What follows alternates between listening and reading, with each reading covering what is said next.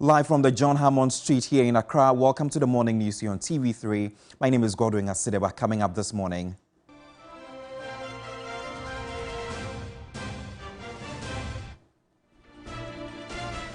In the bulletin, private legal practitioner Martin Pebu says Ghanaians who fear they might be disenfranchised can sue the EC as the National Democratic Congress and 4 other political parties sue the Commission over limited voter registration.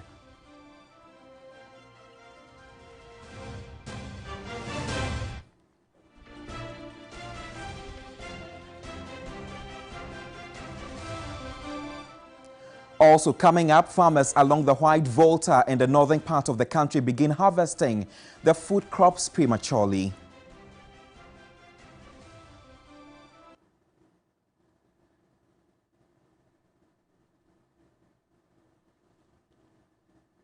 We have details of these and some other stories coming your way shortly. Don't forget to get interactive with us on Facebook, Instagram and on Twitter at TV3 Ghana. The details now. Private legal practitioner Martin Pebu says citizens have the legal right to sue the Electoral Commission if they can provide evidence that the limited voter registration exercise at district offices will result in their disenfranchisement. His remarks follow a lawsuit filed by 5 political parties, including the NDC and the CPP, challenging the voter registration exercise scheduled to commence on September 12. At least about 3 million of our citizens live on less than 24 Ghana cedis a day. Poverty is so high. So it beggars believe that you can come out with a registration process that says that go to the district offices of the EC. Some of them long distances, long. One day somebody was showing that one of the distances is over 100 kilometers. All right, it's not possible. So perhaps minimum, even if the EC cannot do for all, then the longer ones, perhaps they will start with those ones and bridge. Okay. Open more offices for registration in those ones. So something can be done, but it certainly cannot be registration in only the district offices of the EC. So it's good that citizens are engaging, yes, because Article 45 says that the EC should have programs to expand the voters register. Right. Also, Article 45 says that it should register people to vote in an election. So don't do it in a manner that will suppress votes. Right. No. It's conduct by the EC smacks of voter suppression. The NDC, CPP, APC, LPG and GCPP are at the Apex Court seeking to stop the limited voters registration to be carried out by the Electoral Commission. Among others, the parties are of the view that EC's decision to restrict the centers for the voter registration to their district offices may deprive many eligible voters of their right to be registered as voters and to vote for the public elections.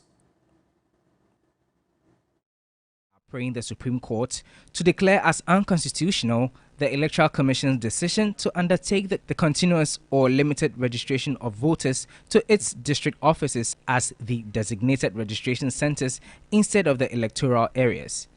The Electoral Commission earlier announced September 12 to begin the registration of first-time voters onto the electoral roll ahead of the district-level election slated for December 19. The Commission, however, noted that the exercise will be limited to its district offices. The opposition political parties have thus filed an injunction suit against the exercise. Citing a breach of Article 42 of the 1992 Constitution, they are asking the Supreme Court to order the Electoral Commission to designate electoral areas in addition to its district offices as registration centers that are suitable and accessible to every Ghanaian who is desirous of exercising his or her constitutional rights to be registered as a voter.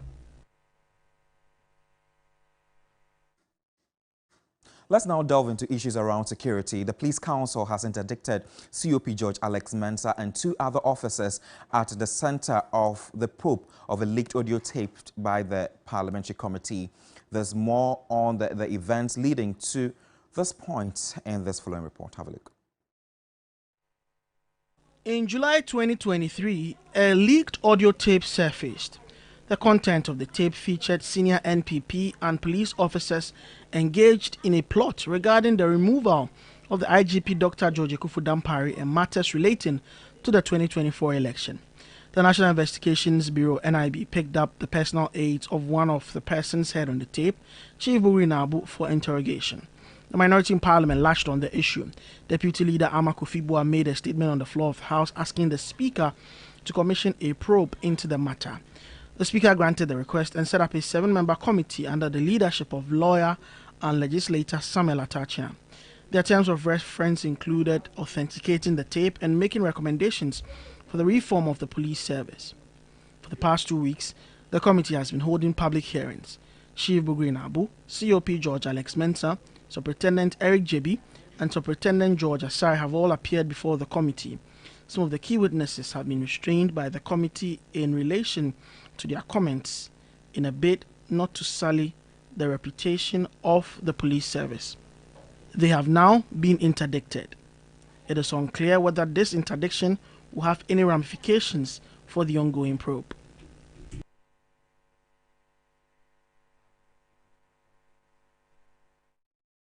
Private legal practitioner Bobby Banton has responded to the interdiction of the 3 police officers and its potential effects on the ongoing parliamentary investigations. I do not think that Parliament would have any enforcement powers when it comes to whatever finding they arrive at as a result of this probe. To that extent, legally, the interdiction by the Ghana Police Service, the optics do not look good because to the lay person, it's sort of prejudicing the outcome of the probe. But legally, I do not see how it will conflict or it will be in contempt of the parliamentary hearing as we are currently facing on the basis that Parliament will not have that authority to remove any of these officers. And so the officers are still subject to their code of ethics as police officers. And so, strictly speaking, in the legal context, I do not see how the decision to interdict these officers will breach any parliamentary privileges or any authority of Parliament. That said, whether or not it was proper for the interdictions to be at this time is another question. Let's do more stories. Residents of Prestea in the Western region have staged a protest over the poor state of roads in the municipality. According to the aggrieved residents, the 19-kilometer stretch between Bogoso and Prestea townships has seen 4 different contractors since 2017. Who call themselves New Prestea Movement questioned why the municipality, which is home to several gold mining companies, had such bad roads. According to them, several pleas for an intervention had not yielded the desired results. They demanded their share of the Mineral Development Fund. When it comes to Takwa, I don't say this year, generating funds from gold minerals, you know, and development beyond cost. What is wrong here? What I thought is wrong here? Takwa generates a lot of income from the natural resources. Why is it difficult for them to construct the roads?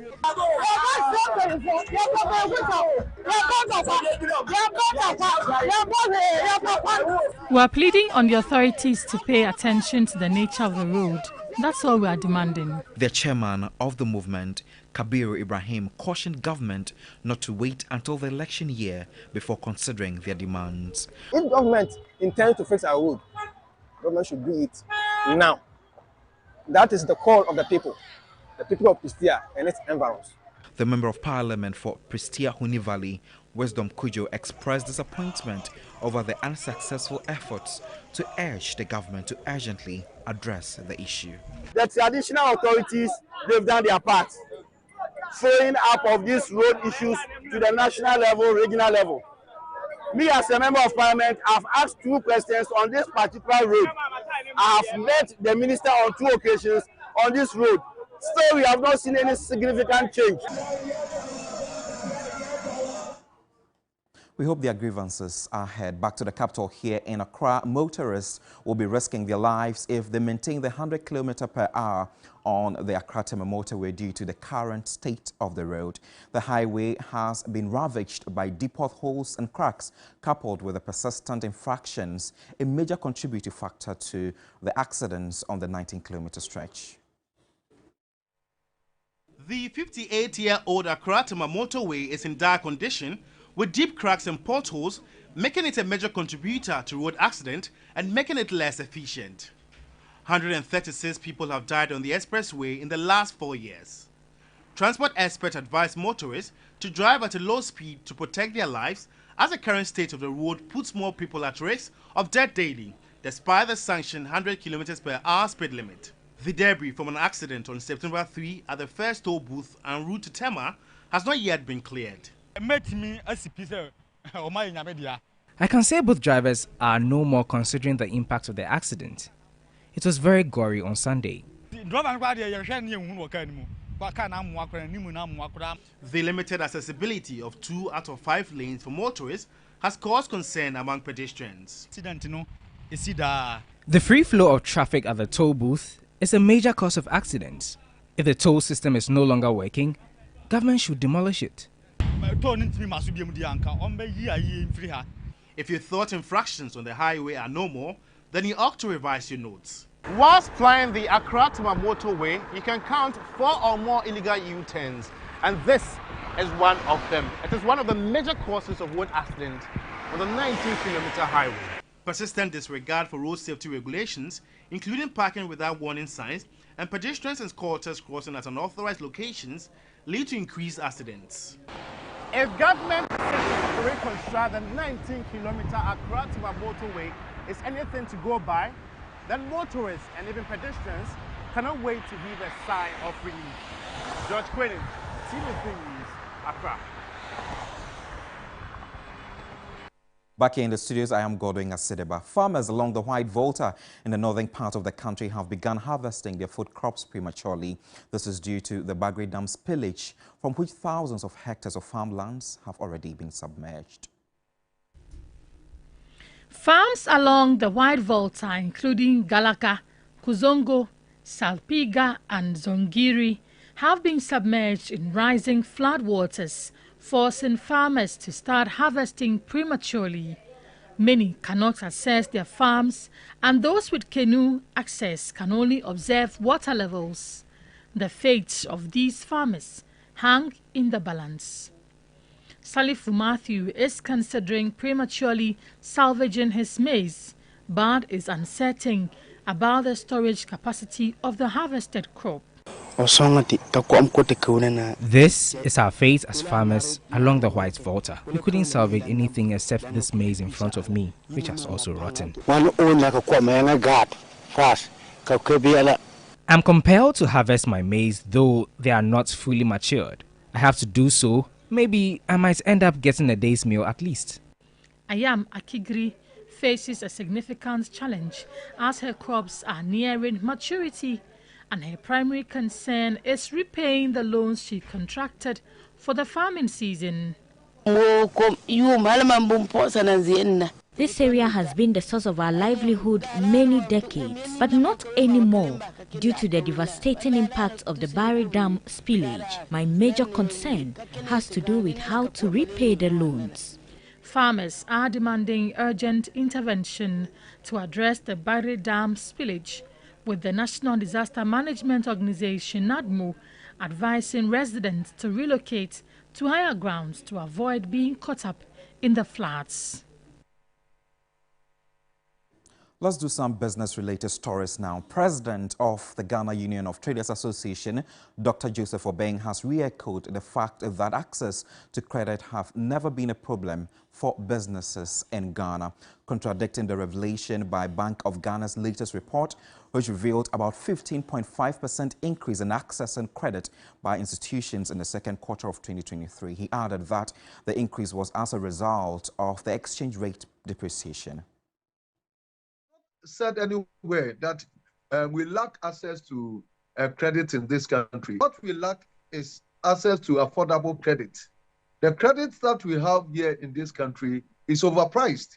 And that's what Bank of Ghana should be thinking about. That's what the government itself should be thinking about. The exchange rate has made it so that you have to increase your capital before you are able to acquire the same product that you used to buy the previous year.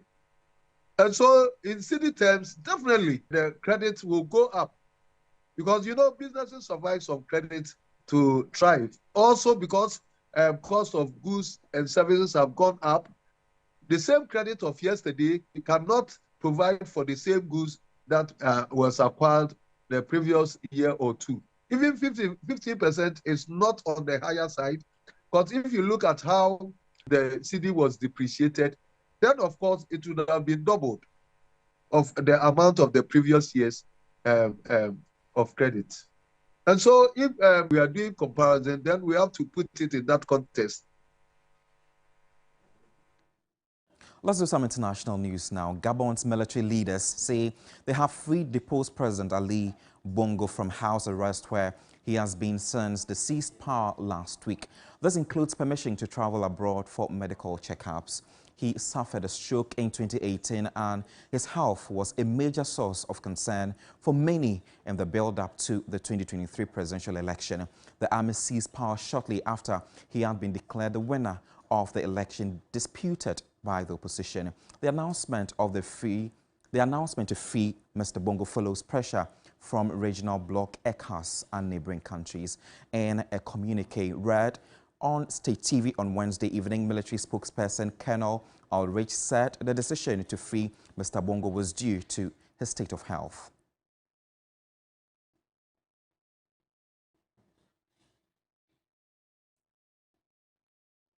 A great reason to be freed indeed. But on that note, this is how we end the morning news here on TV3. My name is Godwin Asideva, but the show continues with Roland Walker and Cookie T. Good morning, guys. Morning. Good morning. Happy Friday. Happy Friday. How's your week been? Describe it in stressful, 3 words. But it's been fun, stressful, and entertaining. Oh, wow. Fun, stressful, entertaining. Yeah. Hey, that combination a mixed bag of reactions. The thing is fun.